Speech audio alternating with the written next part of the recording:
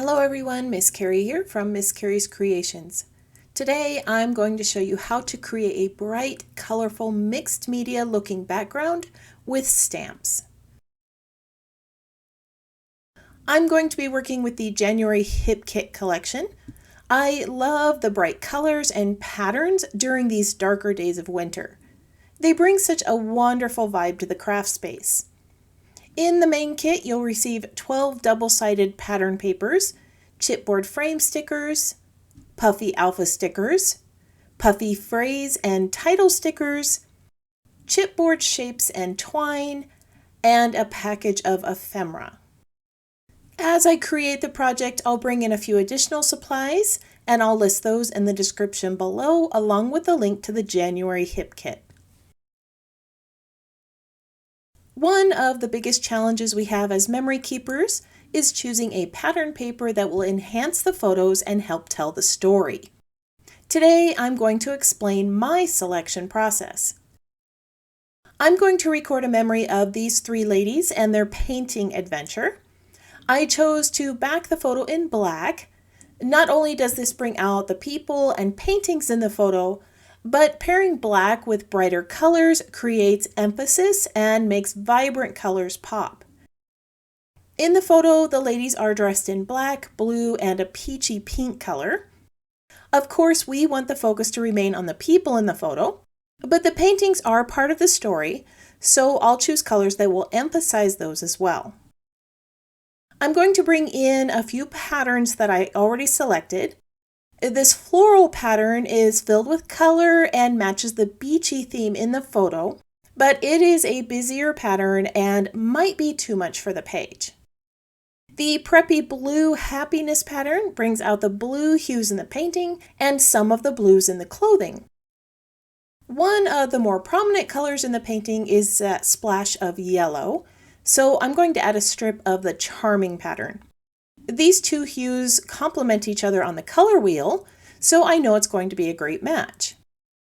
I want to make sure that I still bring focus to the people in the photos, so I'm going to add another vertical strip in a pinkish hue. I'm going to tuck these behind the photo so that I can figure out which one will work best. The priceless pattern matches her shirt, but the two zigzag patterns are making this feel a bit cluttered and unbalanced. I've also discovered that it's best to have a more structured pattern, like these dots, when you're using multiple abstract patterns on a page. While the softer color does bring out this person here, your focus goes right to her. I think that the darker dreams pattern does a better job of making your eyes see the photo as a whole.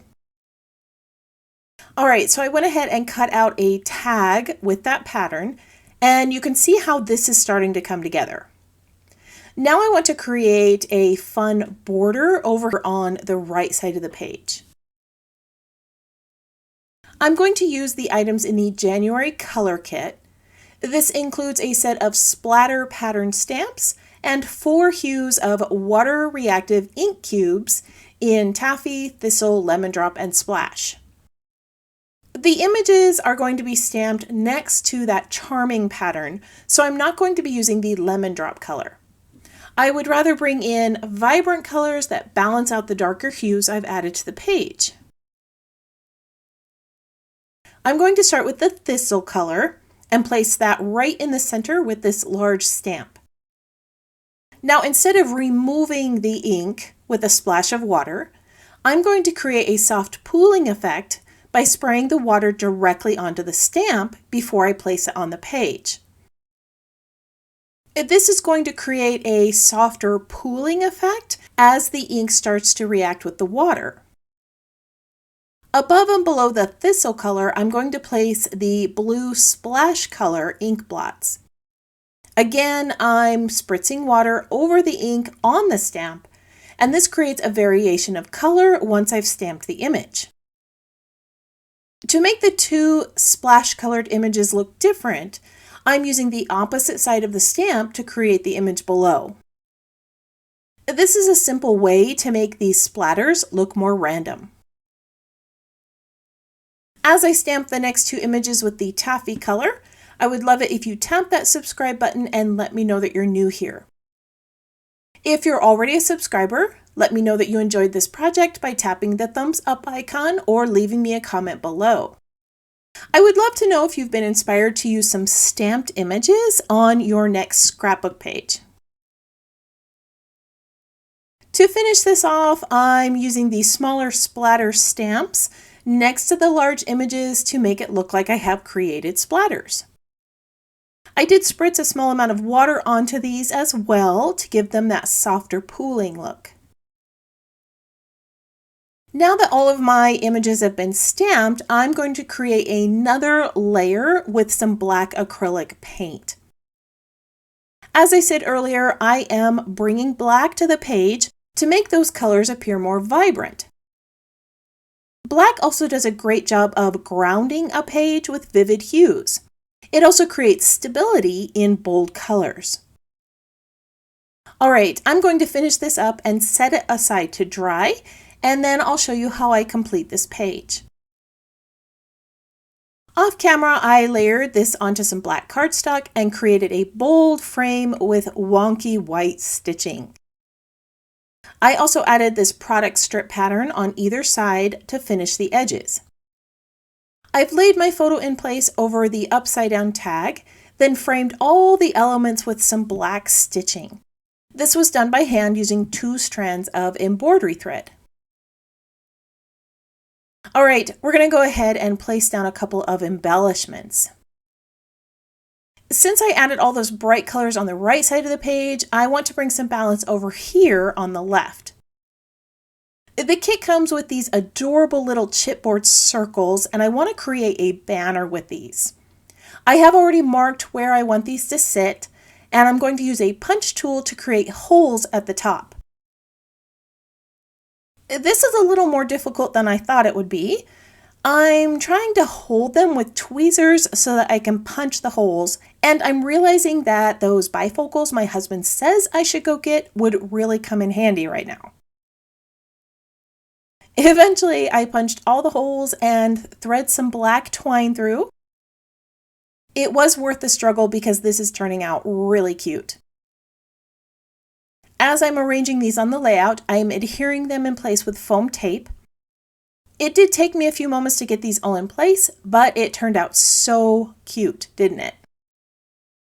Now, I often cheat when I'm making banners. Instead of tying the bow with the leftover twine, I trim it down.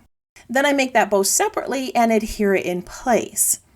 I like to use glue dots, but liquid adhesive works too. I'm also going to add some twine to the tag. This softer color comes with the chipboard collection, and it has a little more texture than my black twine. A needle threader comes in handy when you have larger hands like mine. I'm just going to place that wire loop through the tag hole and bring that thread right through. I'm going to tie a knot and fray the ends, and then I'll bring in a second bow for my banner and adhere everything in place. All right, I'm going to bring in some florals and a few other items and place those around my photo. Right away, I found this sweet little paintbrush with florals in the die cut collection, and I think it's perfect for the page. Around this, I'm going to tuck some florals that match the inks and the circles in the banner.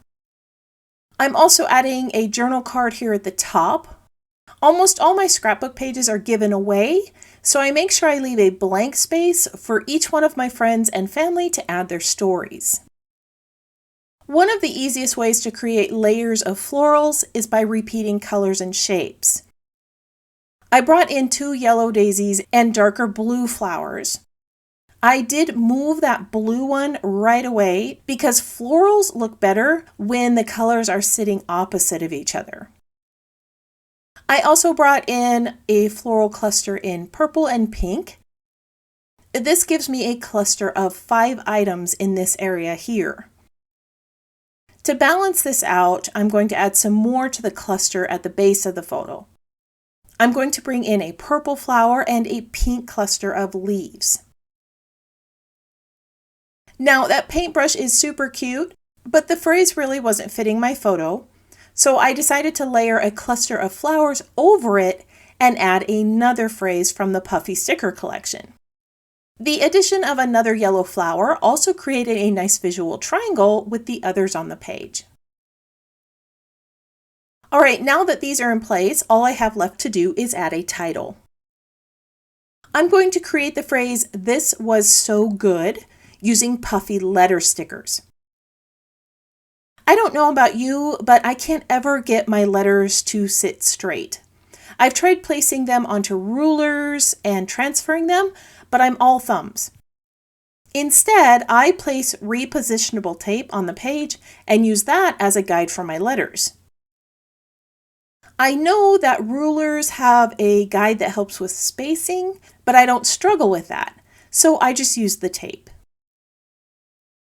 I would love to know your tricks for placing letters evenly onto your projects.